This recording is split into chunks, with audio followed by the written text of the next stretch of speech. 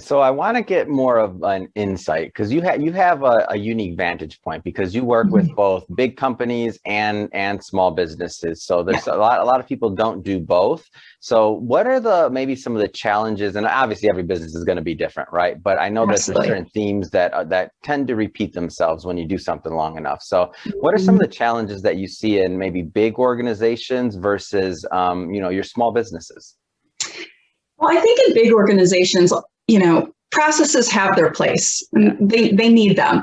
But sometimes the processes disempower the team members. So Mhm. people are not machines, nor do they want to be. So I think sometimes people can be over processed in larger businesses, and that's one of the first places to start.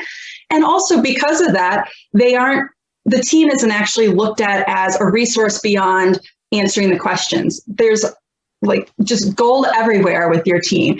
They have so many ideas for innovation and to contribute and what your customers' pain points are and how to improve that. I think that for big businesses, that's kind of one of the larger pain points.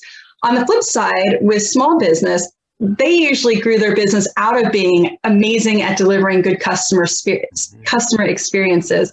However, on the flip side, their business understanding of why they might need to put processes in place or why they need to be looking at how they price something kind of eludes them. So Mm. it's actually, you see the polar opposites, and that needs to kind of come together where there's still that focus on the customer experience, but we need to look at the business side. And then Yeah. those who are only looking at the business side really need to get back to, okay, well, what's the customer experience? How is what we're about to do going to impact them?